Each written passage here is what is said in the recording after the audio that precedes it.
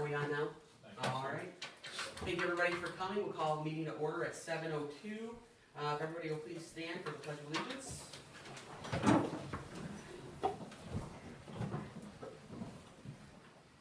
I pledge allegiance to the flag of the United States of America and to the republic for which it stands, one nation, under God, indivisible, with liberty and justice for all.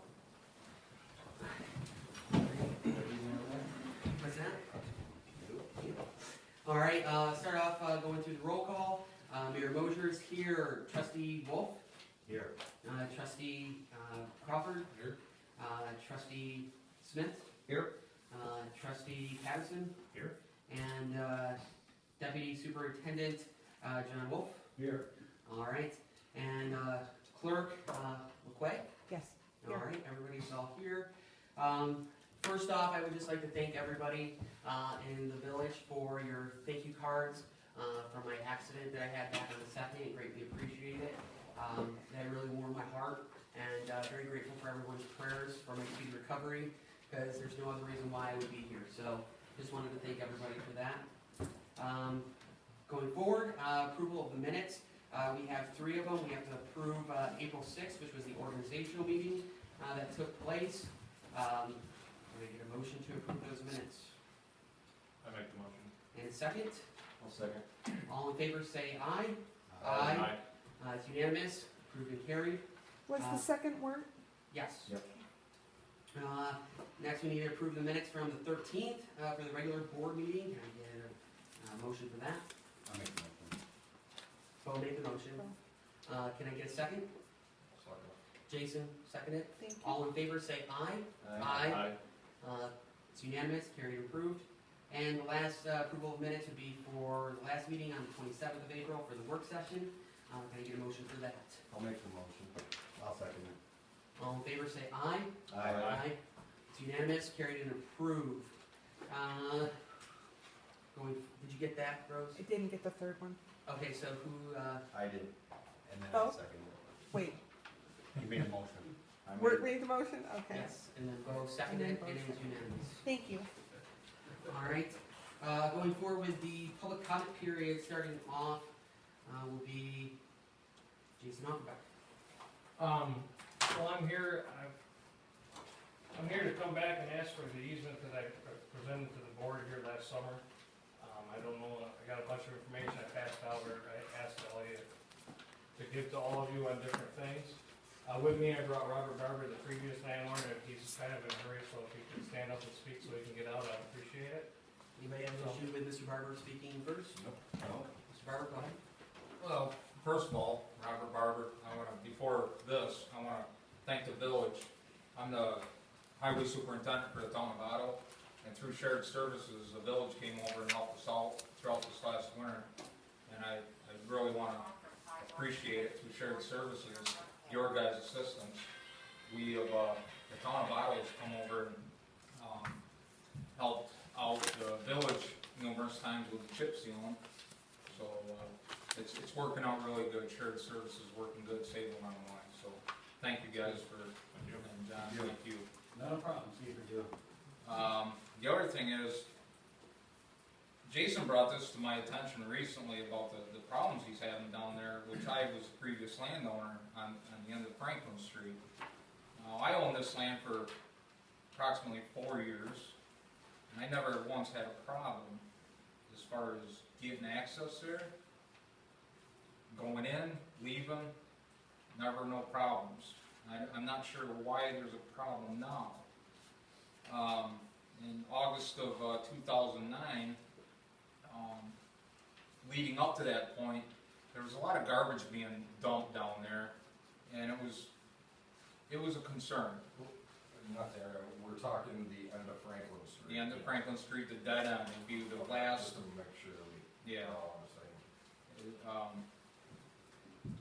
But there's a lot of debris and everything, so we, as landowners, I think Jane LaPie, myself, Tom Goodman, we all talked to the village, and it was in the minutes here of August of 2009 that we all agreed upon putting gates up, and all of us landowners down there had a key to the gate for access, and it would stop the dumping and the debris at the dead end down there, and it did work. But now, I'm not sure why there's a problem with Jason,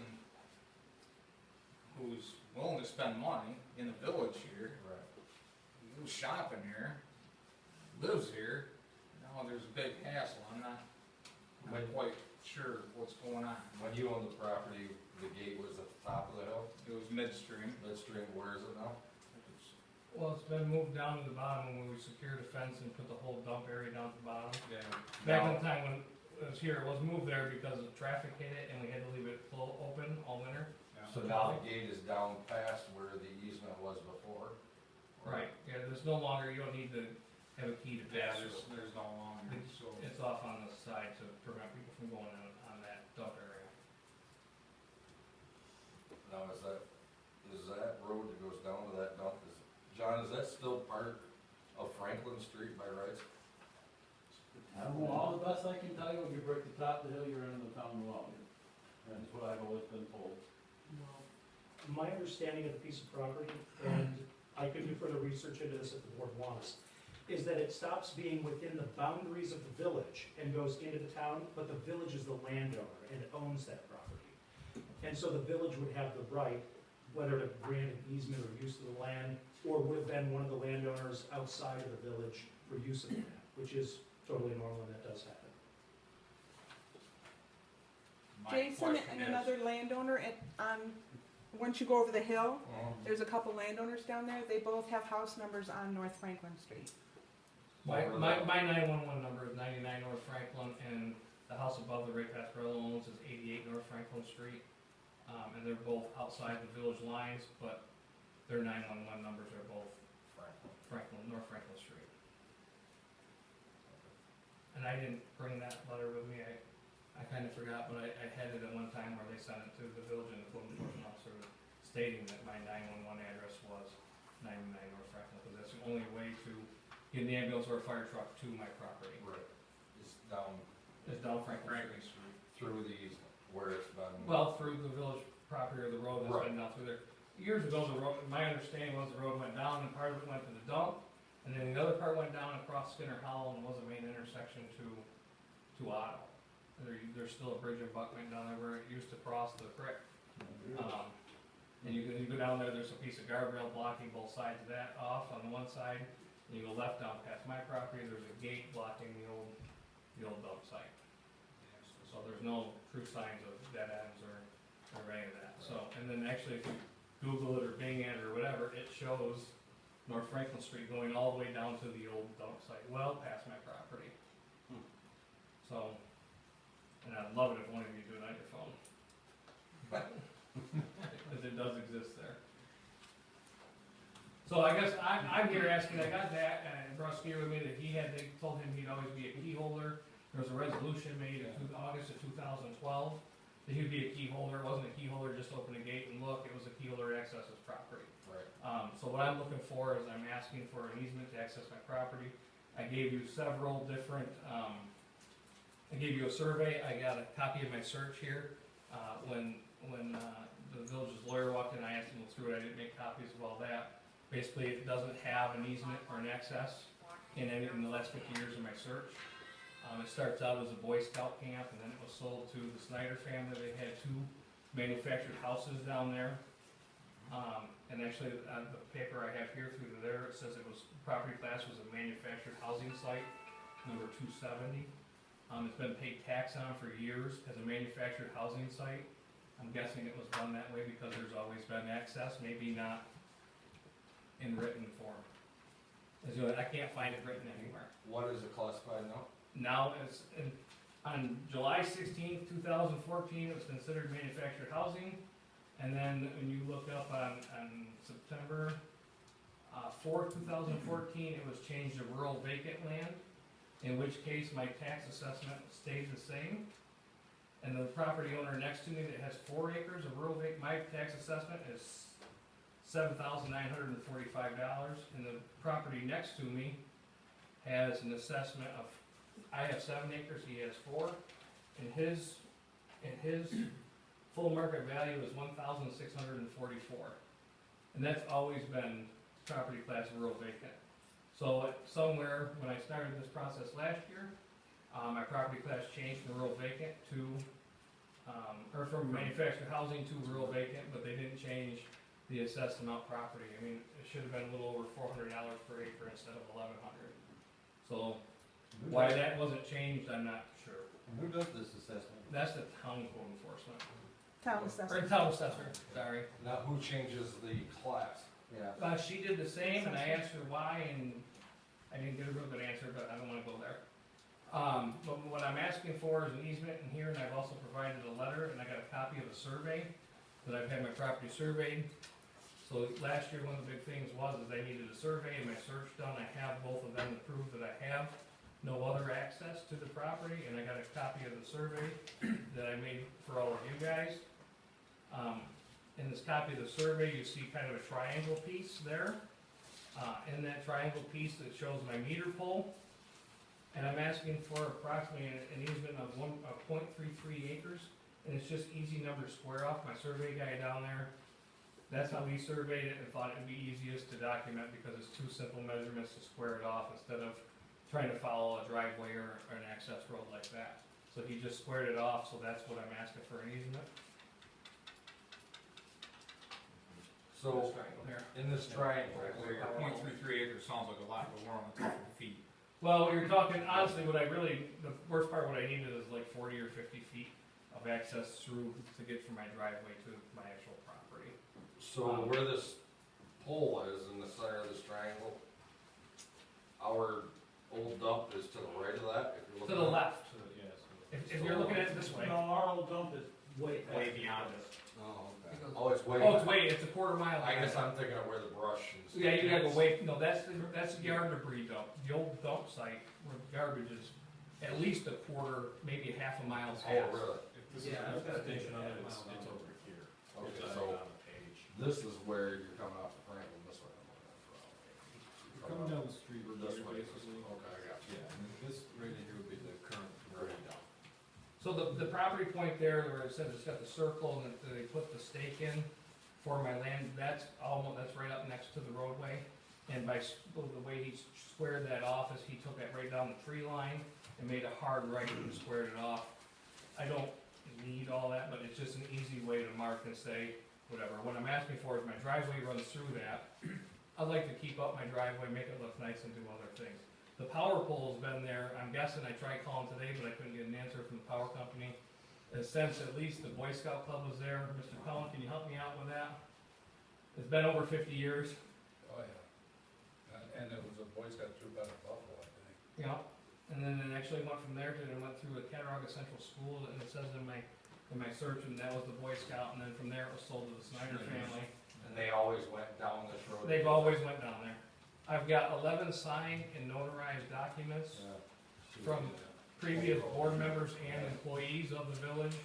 If you want me to read them off, I will. No. One of them is here tonight, Mr. Bosford's here tonight, he was one of them that signed it, he was a village board member for a number of years.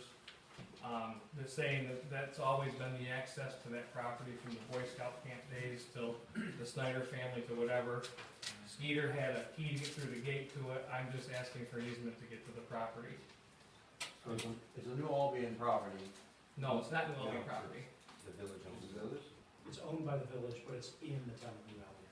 The village Your owns property. 26 acres down there. Okay, So it's outside of the village. okay. I own 7 acres next to the village property. I need to go down that road and cross approximately 50 feet to get from there, 40 to 50 feet, from the edge of the road to my actual property line.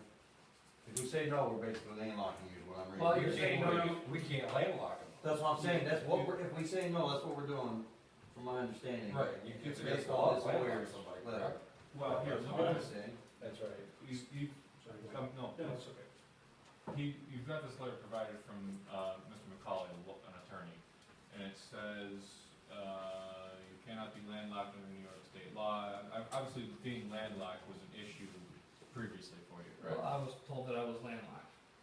And the issue being not having the right to access the road. Correct, and I didn't have my search at that time to prove that that was my best access. Interestingly enough, at our session, which 3 of us were able to attend last week, Wednesday, for the Southern Tier West Local Government Conference, I attended a class, and the title of which being Highways by Use and Their Right-of-Ways. Basically, one of the most important cases that was brought up in this aspect was Impastato versus the village of Catskill.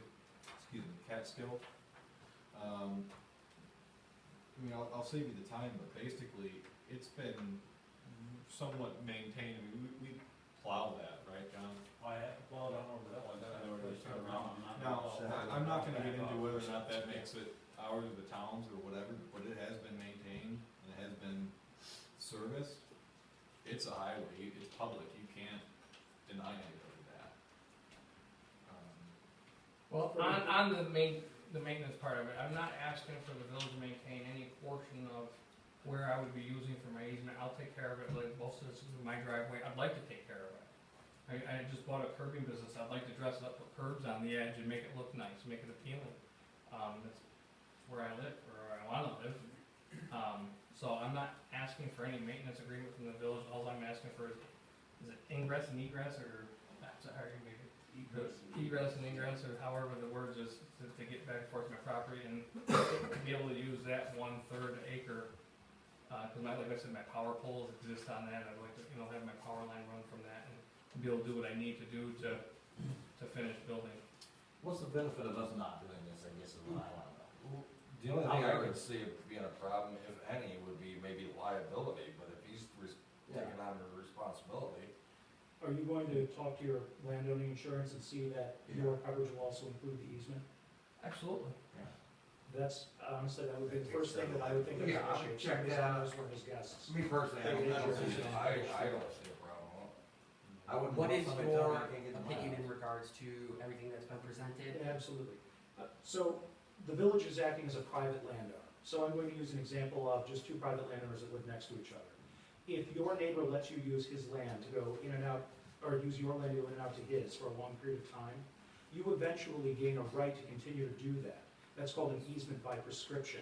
If this has been used since the 50s, as they're saying, or at least 50 years ago in that same fashion, the village is not giving him an easement. He already has one.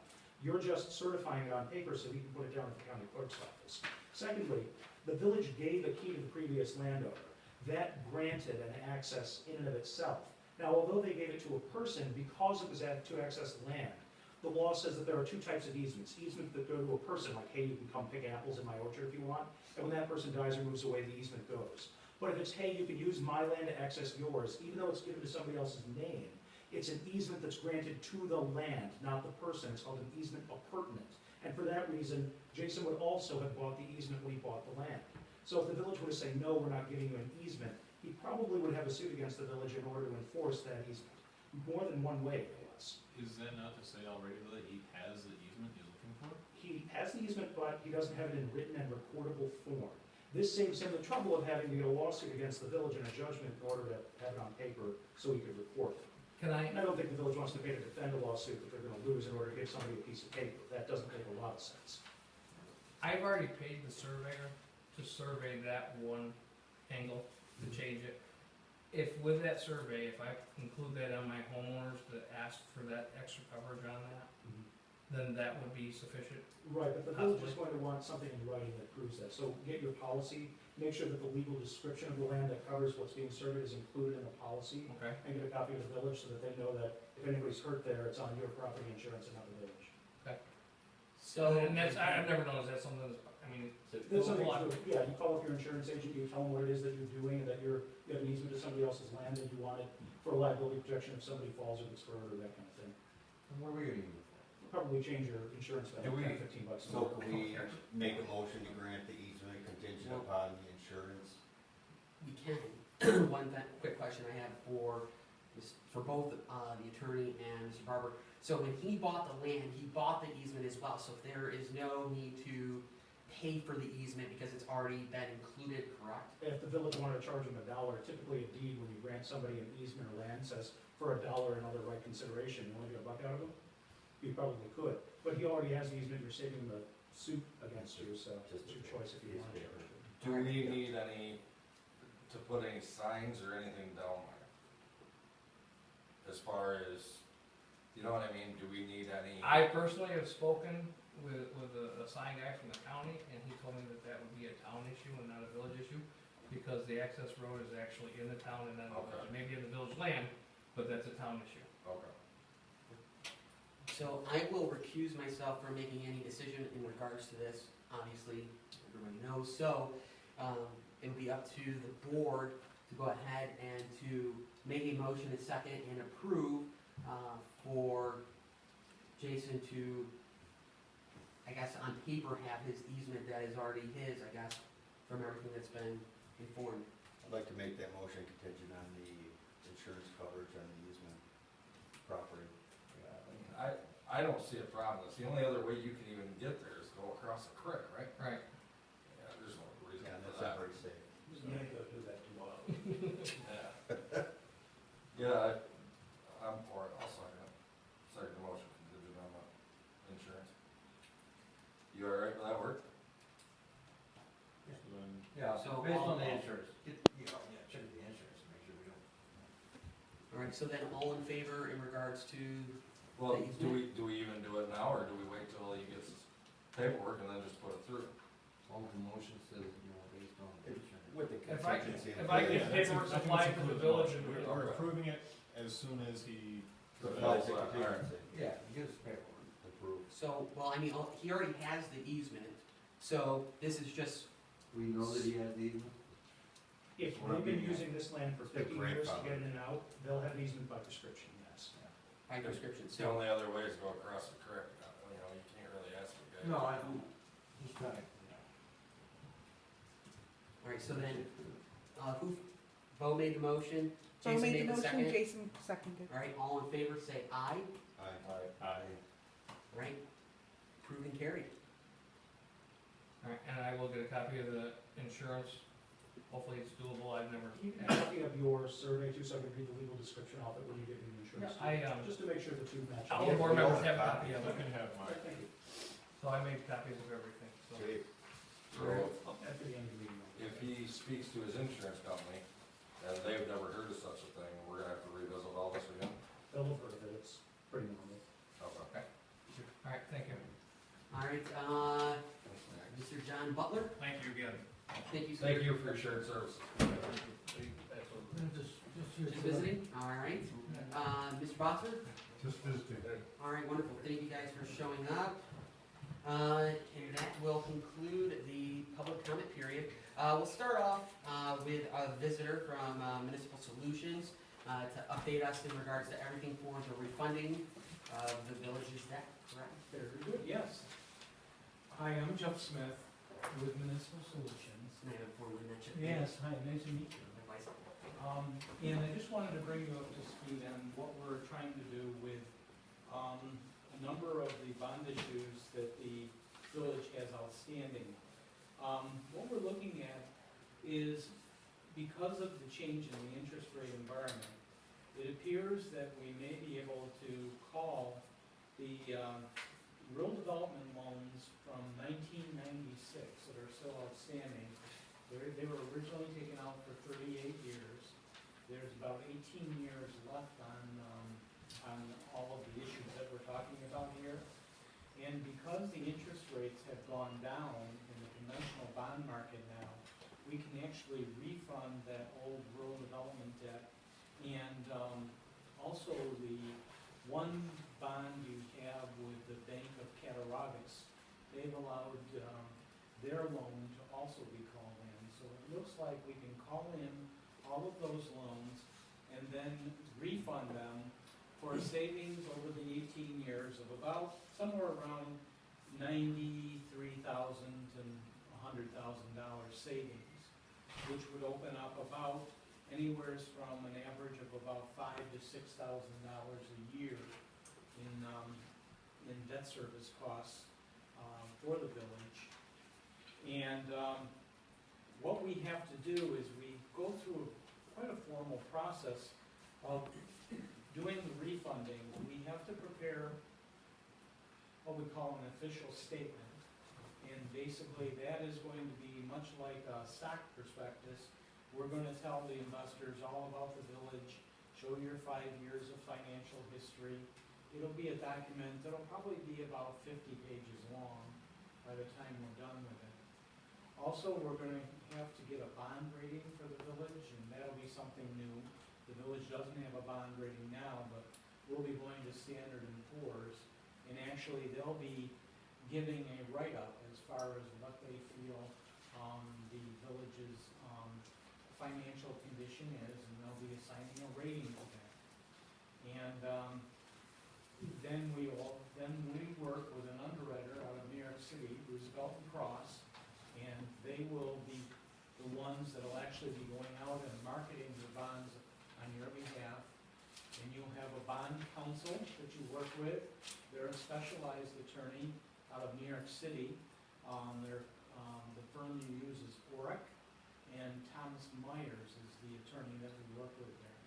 Anytime the village does a borrowing, usually, historically, you've used that law firm Oric to do this work for you in the past. We are in the process of working on the official statement now, getting that prepared, and we're hoping that by around May 15th or somewhere in that area, we'll have that ready. And once that's prepared, we can set up the rating call, and we can start scheduling the bond sale. And our hope is that we can have the bond sold sometime in late June. We've been watching the market, and the market's still holding well. So if everything goes well, that's what we think we can do. We can come up with about $5,000, $6,000 a year of savings over the remaining life of those outstanding bonds. You're talking 18 years. 18 years, yeah. Do you know what the rate would be dropped to? The average rate will be, we think it's going to be somewhere around 3.2% interest.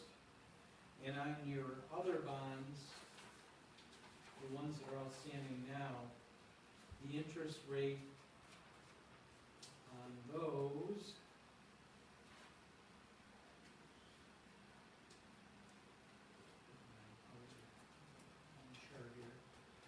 are 4% for the rural developments, and on the bank loan,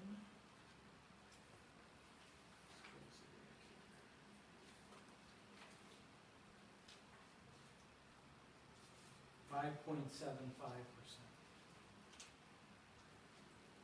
5.71?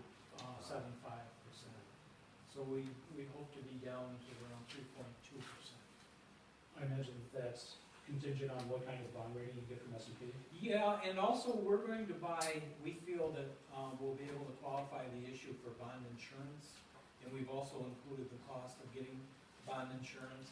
Now, with bond insurance, what happens, let's say you have a bond rating of A, or, which is, it's a good rating, but it's not AA or it's not AAA, which the higher the bond rating goes, the more comfort purchases of your bonds are, and they'll go and give you a lesser rate.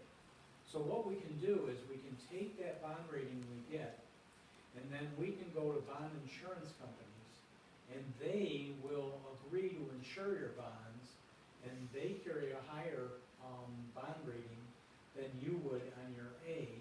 So we can get a AAA bond or a AA bond rating on those bonds, and the cost of the insurance will still be less than what the savings will get in the savings by getting the higher rating. So that's where we plan on doing this with bond insurance. So what happens after, what is it, 18 years?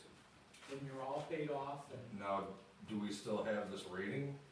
you'll have the rating as long as the bonds are outstanding. Then once the bonds are retired, the rating goes away. Oh, okay, I didn't know if it was like a credit score that it stayed with you, or, Yeah, it doesn't stay forever, but because they're rating this issue, the rating Okay. will stay. But the village has to update the financial information they'll request every year to keep the rating, to hold the rating. But also, that's not a big problem anymore, in that, most communities, once they do a bond issue like this, they're also reporting to the market every year what your financial condition is. Since the last recession we've had, people are very, very anxious about municipal debt. So we try to keep them informed by posting your financials on what they call the EMA, Electronic Marketplace, that's maintained by the Municipal Securities Rulemaking Board.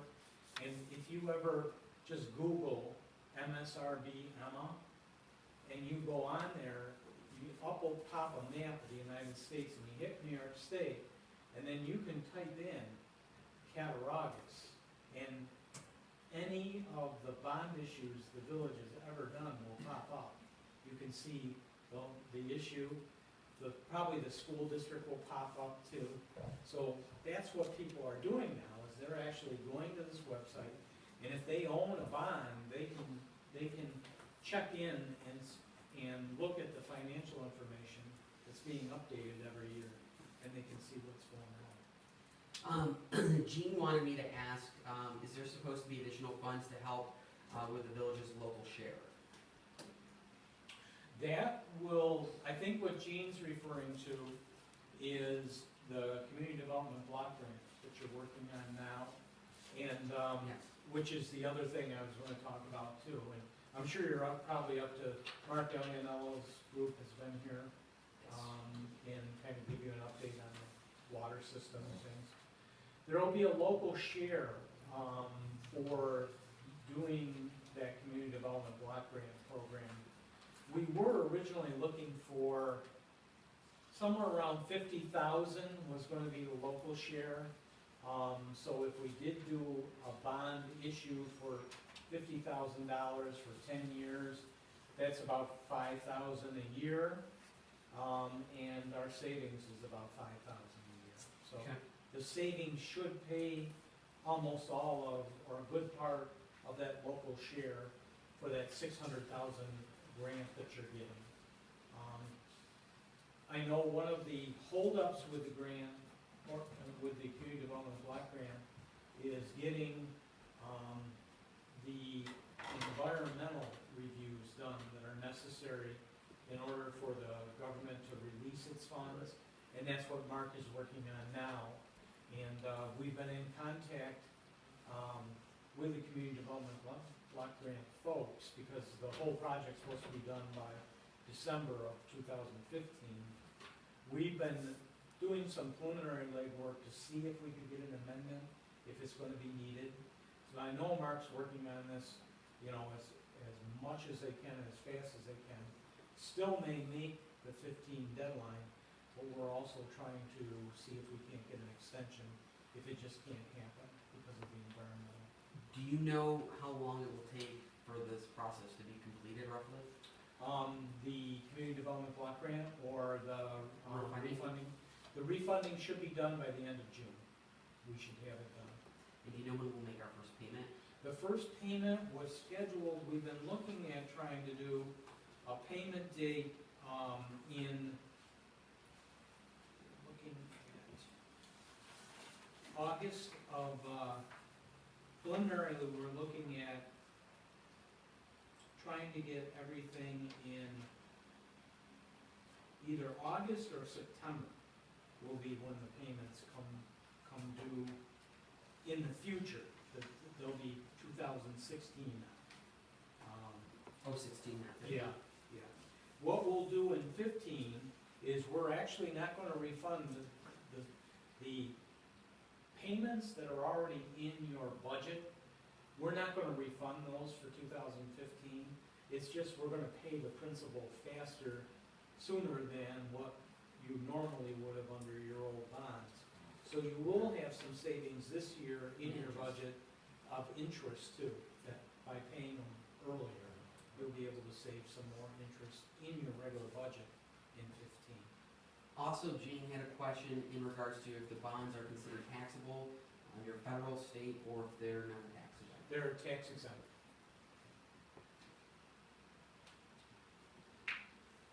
and they're gonna be rated, correct? Yes, they will be rated.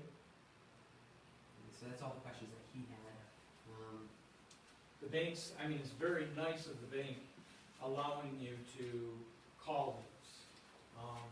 A lot of banks wouldn't allow that, because they're making really good interest and they don't wanna give it up. And so that was rural development allows you to call their bonds at any time, so that's not a problem with them, but for the bank to do this, they're doing the village a favor. Anybody have any questions for Mr. Jeff Smith? We also have one of the other things we're trying to do, because you have more water work to do beyond the $600,000 grant. We've been working with the Environmental Facilities Corporation to see if we can improve your score, and during the next month and a half, we're gonna be submitting them an update on what the status of the project is, and get you relisted for the next year, because we don't know what's gonna happen with the program, but more money was put in the state budget for water. For the next 3 years, there's gonna be more money coming into there. So we're hoping, you're right below the funding line now. We don't know what's gonna happen, but our hope is that funding line will drop and we can get the village qualified. So you're talking about DWSRF, right? Yeah. Okay, that's awesome. Yeah, and so we're hoping that with this extra money, there might be the possibility of getting the village a 0% interest loan, if at all possible. So that's another thing that we keep working on, and we'll keep you updated. There'll be a draft, what they call intended use plan, which is a draft score, should be out late June, and then they do a final one in October. Thank you. Yeah, That's there's a lot going on That's for phase 2 in of the the project, village, so you and guys that'll all be know. phase Who 2. handles the financials? Yes. project? Yeah, I did have a question about that. Let's say we don't meet this deadline, then what happens? Trying to get it extended, our time. yeah, If we're we trying don't to, get it extended, if I'm we saying don't what get happens? extended, the grant will go away. And what for a mid-project? Oh, no, they wanna see progress. Yeah. If you're making progress, that's not a question. Okay. They do wanna see it wrapped up, but if you're making progress, an extension would Probably. probably, yeah. I mean, you can't say anything Yeah. for certain, but Yeah. if you're midway, and especially, I gotta tell you, Eric Woolers has been fantastic too. And the letters he's been writing and the support he's been giving, I don't, if we could get underway and. I actually was just out before we stepped into the meeting, I did meet with, or I was on the phone with Jake Alianello, and updated they did talk with the Fish and Wildlife, and pretty much, I gotta meet with them on the phone tomorrow, and I don't know if there's anything that'll need to sign or not, but we should be able to get the ball rolling as we expected. They're actually cooperating and working with us in regards to all of that, so. And that's because we're gonna be under an acre with our. Correct. Yeah, I feel it.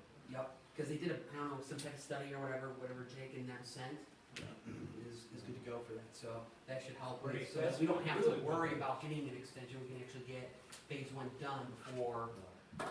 I was just asking, worst case scenario, if for some reason we don't meet the deadline and they don't give us the extension, what happens? Do we eat that cost of where we're at? 'Cause No, they would fund you up to that to point. where you are. Okay, so it's not like we're gonna get 3/4 of the way through and then all of a sudden we don't make it, the grant money goes away and the village has to pay for it, that's what I was. No. We have to spend the money by the end of the year. Yeah, but they'll fund it up to that point. Okay. Could I ask a question? I'm not bored. Yeah, no. So the CFAs are open right now in order to get more grants, and I imagine if phase 1 is already covered under other grant, not eligible.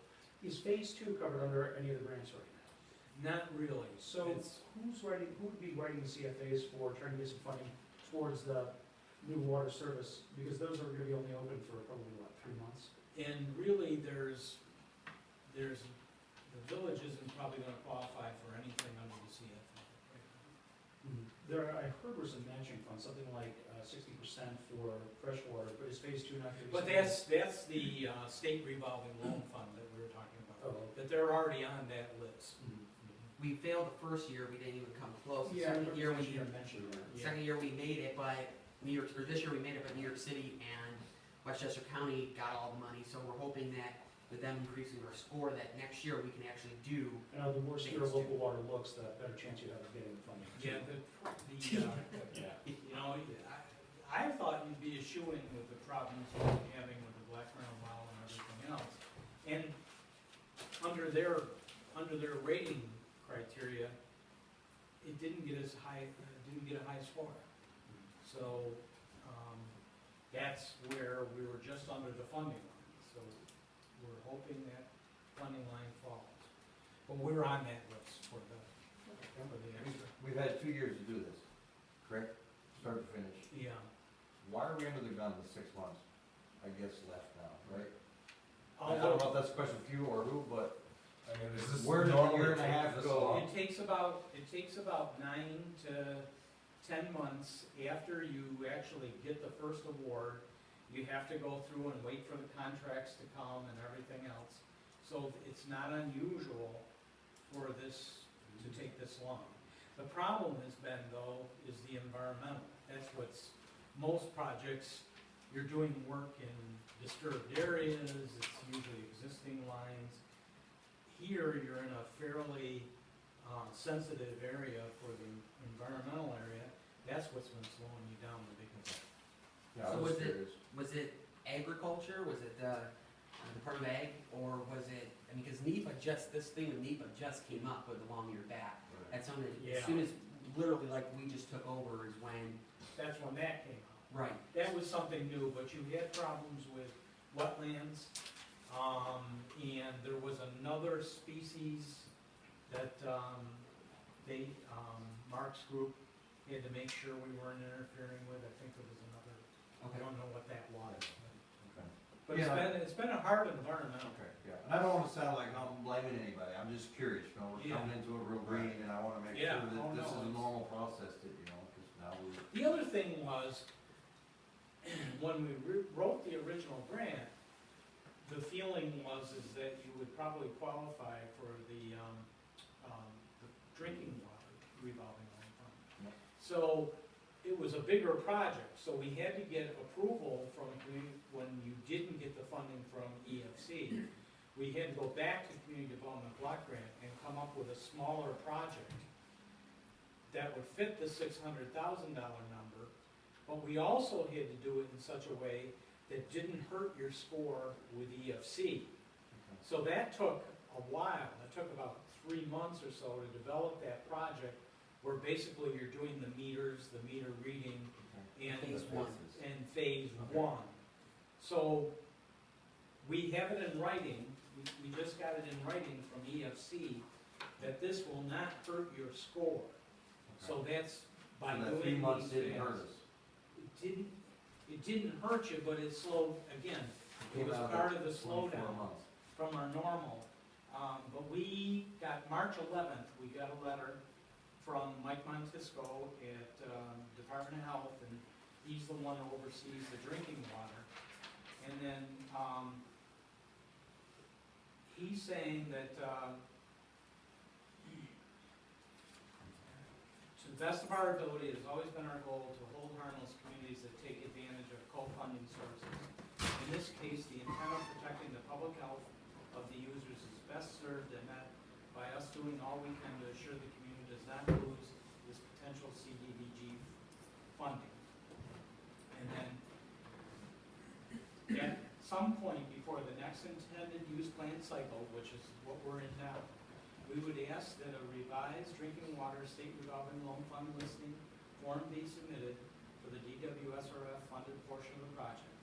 That revised listing form should provide for any revisions to the DWSRF project costs due to the CDBG funded portion, and note that portion of the project will be done separately with CDBG funds. We will therefore not reduce the priority health ranking due to funding part of the project with CDBG funds. That's So- right. That's So right. they're trying to help too, it's just The process. get that line, you know, where's that line gonna fall to? And we're always available, and we're in the area a lot, we work with Mark a lot on a lot of projects. So if you need us, just give us a call anytime. Wonderful. Thank you. You'll be hearing a lot more on the refunding as we go All right, along. thanks. Thank you very much. Sure thing. Nice meeting everyone too. You too. Have a great day. All right, next up, let's go right to, Ms. Corbin, since she came in special. So, we're gonna discuss the whole, everything that's been going on with the, youth council, your pay, all of that. If you could go ahead and give a quick backstory in regards to everything that's gone on. Do you want to know from the beginning or from just this year? Well, let's first ask, how long have you been in the youth council and running it? I have been in charge of the youth council since 2001. I've been part of the entire thing since I started lifeguarding when I was 15. So I've been part of the thing for almost 30 years. As a swimmer, as a lifeguard, and then running the program. I'd like to kind of hear from just where you jumbled again. Since I've currently been in charge, I have had Dale Rogan, Tim Miller, Mike Weisson, and then Eric Pritchard as my boss. So it has changed quite a bit in the time that I've been here. In the beginning, I had meetings. We would have usually 2 meetings a year. A representative would come from each town, Otto, East Otto, the Cattaraugus, Nunovian combination, and we would sit down and we'd have a meeting. And we would talk about the budget, we would talk about how things have been working. Some things have changed over the years that now the youth council has to pay for the gas, because it's become very expensive, so the school will not pay for the gas, so we have to budget that in. So we would meet and we would discuss anything that was changing and upcoming. That ended when Mike Weisson stopped being in charge of the youth council, which was just a few years ago. He no longer, he had many other things on his plate and wasn't interested in doing it. When the new mayor came in effect, when Eric came, he was the person that I went to. From that point until today, I have never had a meeting. Any contact that I had was through emails. I never had a face-to-face meeting, I never had a phone call, it was all through emails with him. Not to interrupt, but Go ahead. how long ago did the meetings end? 4 years. 4 years. You haven't had a youth council meeting in 4 years? Mike Weisson and I had our last meeting, and after that, I've never had a meeting. So, Rose and I, she calls me, she texts me, she emails me, and we've kind of been in charge of doing our own thing. That's how it's been. Jody and I did it, Rose and I do it. Nobody really, I've never really had deadlines. I've never had anything, Mike would tell me what he'd like me to do, I'd say okay, he'd say okay, and it was just the way the program ran. That's how it's been. So my problem began this past summer. The board, whomever, this is the first time I've ever been in a meeting in my entire time of being part of the youth council. So in 15 years, this is the first meeting I've been asked to come to. Last year, I don't know who decided, but it was decided that the money that I would receive would be split. Normally, I got it at the beginning of the summer and at the end of the summer through the swim program. It was decided, I just got an email that said your pay, you will get half of your money in the beginning of swim, which starts the Monday after the 4th of July. That's how I like to do it. And that's how we do it. So it's usually around the 6th, somewhere in that area. I would get my first check when the checks came out, that bi-weekly, and then I would get my final check in August, which is the end of the program. That was changed, and I got my first check in July, and then I would normally get, this past year, I got my second check in February, which was when the last of my paperwork that was due. That's how I was told I would get paid. I have no problem with that. I do the paperwork, we get the funding, whatever, I don't care. I don't do it for the money. It's $2,000.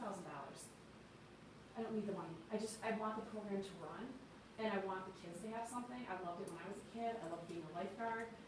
and I like I love the program, I think it's fantastic. Is that only what the youth council that you do is, just to swim, or is there more to it? In the beginning, my responsibility was also, I was in charge of, puny midget football funding, $500, Little League and summer soccer. So they got $500 each of those areas was allotted that amount of money with turned-in receipts.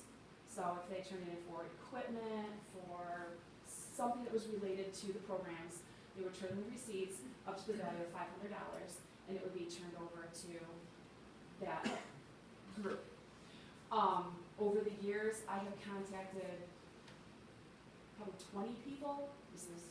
Fuse, she used to do summer soccer. Some of the Dankards did Little League. I've talked to a lot of people, and nobody else has ever wanted the money in the entire time that I've done it. They do pizza sales, they do all sorts of things, and they never want the money. And I call them and say, Mr. Blow, Dave Blow, I used to call him, take this money, just give me a receipt. It's all you have to do. Never. I've never once had anyone turn anything in. So that money had always been allotted year after year when we had done the budget, and then it was decided at some point they started taking some of that money away because nobody had ever put in for it. But it was encompassed in the whole program for quite some time. So, currently leading up to that, I was requested to what I felt was give out personal information of the children to some of the town boards. I refused. I was no longer given, I've not been paid the second half. Even though I filled out all of my paperwork, funding has been received, I've sent emails, it's all through the youth council, just how we get our funding. I've done all of my responsibilities that I've ever thought I was supposed to do. I've never been given a list of jobs, but I do payroll, I buy the equipment, I do everything I'm supposed to do, but because I refuse to give names of children who attend swim lessons to boards, they said they would refuse to pay me. I told you right there. Absolutely. Jay, do you know what the legalities are that to request children's names that are partaking of these programs? Like, is there any type of confidentiality that these children have or their parents have? When you didn't want to disclose their names, are you familiar with a particular privacy protection for the children's names or anything like that? All I know is through some of like the medical with like HIPAA laws and like some of those type of things. I talked to some of the parents and I said, would you be okay with me just giving the age and the name of your child to people that don't need it? I turn in paperwork to the state. We get the funding every single year. And it asks for how many kids from ages 0 to 5. How many kids, it asks it like that, how many boys, how many girls, some racial questions, and it's all within the packet. I fill it all out, I turn it in. I do not feel comfortable giving out their names. There are children in the summer who do not live with their parents, who live in other towns because they have a poor life. And I don't understand why names have to be given out. I told them, every single year, this is how many kids from Otto, how many from East Otto. I do it on a spreadsheet. I do it for where my lifeguards are from, so you know that I'm hiring 2 from New Albion, so you see that, where I am, but I don't give out names. I can't call the school and get information about your child because I want it personally. Why did they request the list of names? My personal opinion from some of the emails that I received is the 24 children that I have reported that came to swim from East Otto, they did not believe that there were that many kids that attended from that town. Well then, why would they want a list from you? Why wouldn't they want to talk to their parents to see it? Did you ever ask the bus drivers? Did the bus drivers ever ask? It's all emails. I have never spoken. And what I was told was they didn't see that amount of children getting off the bus at the East Otto, they're like municipal building right there by Jones's Farm. Yep. They have a summer program. And from the trading post, the woman that runs the trading post, we work together, and their summer program is the same days that the Otto East Otto kids swim. So then it gave the parents an extra like 3 or 4 hours. So they were getting pretty much daycare from approximately 8:30 in the morning until about 4 or 5 o'clock in the afternoon, at least 2 days a week. So it was a great opportunity for these kids. Well, they didn't see that many kids getting off the bus. But the problem is, I have parents that drive their children every day. Some kids do not take the bus. I have several babysitters who babysit several children who the bus will stop because a babysitter can't get 6 kids in their car. We'll drop off those kids right on the route, we're not using extra gas money, go right past that house and drop off 5 or 6 kids. So children are dropped off, just like in the town. We have meeting points on certain streets. You leave at the corner, 15 kids might get on at that stop. We don't go door to door because we can't afford the fuel. I mean, fuel costs can be thousands of dollars, and it's free, the entire program is free, we don't charge anything. So they did not believe that 24 kids from East Otto participated in the program. When you received that email, I'm guessing it's an email, Yes. regarding, I guess, We got it here. I forwarded all the emails, well, a good majority of the emails. I'm just wondering if anybody ever asked them, hey, how long did you have a study of what kids went out, came on the buses, got off the buses, or was it just one day that you just did this? I received a few emails, and I have never signed anything through the village. All I signed is saying that within the book, when I come to see Rose, I sign off saying yes, that I will do this position. I have never been given a list of duties, saying you must, your responsibilities are names and ages of children reported to each town. I've never been given that. And when I said I wouldn't do it, that's when it caused a problem, and I don't feel comfortable doing that. Is there, do we have a precedent or anything like that for her job? Is there like a description of like her An duties agenda or somewhere? anything? So the way I see it is, you don't have one, right? You don't have a contract and anything? You've done everything that you've done for what, the last 15 years? Here's the So you thing, agree? you haven't got your final payment, right? I have not. Jay, is that legal to hold somebody's pay? I didn't think you could hold somebody's pay. This second payment, the one you were supposed to get in February, was for work that you had done up to February, correct? I was In told, August, right? the swim program ends approximately August 16th, that usually during that week. After that, I have 2 additional packets that need to be filled out for the state through the Youth Bureau.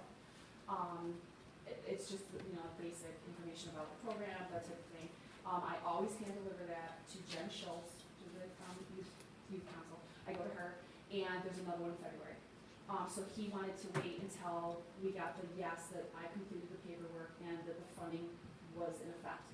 I got that, the email came, I forwarded emails to Rose, to Eric, and one of the emails he sent me, thank you for, we appreciate you, submitting paperwork. And then Just to cover the village's butt, do Yes. you have a copy of the email from Eric saying, here's how we're gonna split up your payment? all The right village here. isn't. Yeah. Right here, I You do. have a copy? Oh, We please. all have it. I want Anytime, a statement that I okay. want to read it. It states, however, both myself and so this is Eric writing to you. Which one do you want to do? The second Okay, page of the yeah. email says, however, both myself and Supervisor Beach from East Otto still request a list of participants with both first and last names, which was initially requested several months ago as another requirement. Prior to payment of the balance of your salary, you must provide this list to me. So about the list of names, I am not familiar with any privacy protection for names of children to program for governmental entity. That being said, I'm not saying there isn't a privacy consideration that should matter. But the reason why town boards would request it is because they're charged with auditing things. They have to see whether or not there actually is a program going on. So if they ask for documentation, you don't have to necessarily provide it freely and openly. But you might consider in the future saying, I'll provide this, but it has to be more confidential. It's not to be released under freedom of information law to anybody else. It's for the board's eyes only, so that they can call parents and say, hey, your kids go to the program, which is one of the jobs of the town board members, is to call and make sure public funds are actually being spent properly and that they're actually going where they say or they're going to go. It's called the audit function. And each member of the board of trustees here has that same duty. And so with it comes the power to look into matters like that. But that doesn't mean, of course, that all of those kids' names have to be made public or posted anywhere. And you could absolutely request that they be kept confidential or that you keep the list of names with you and show them. And they say, okay, take a minute, you look at a couple names and maybe call their parents so that you can check, hey, were your kids actually in the program? So that they can check to make sure the public money is being spent properly.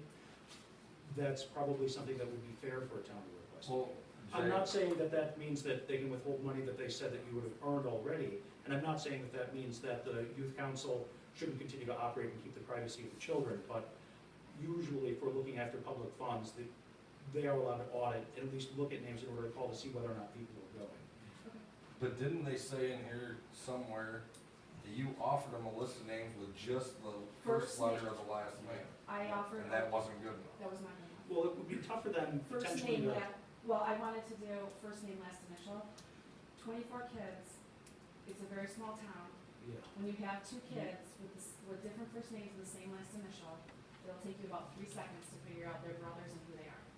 I thought that was fair.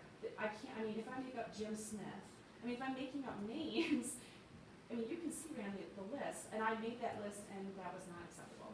And when you reached out to us, when we reached out to our council, you said you've talked to some of the parents, and they weren't happy with it. I spoke with, when this first came about, there's several parents who work in the district, and I teach them at Cattaraugus, and I said to them, this was just me, and I may be completely wrong, but I said to them, do you feel comfortable with me giving this information?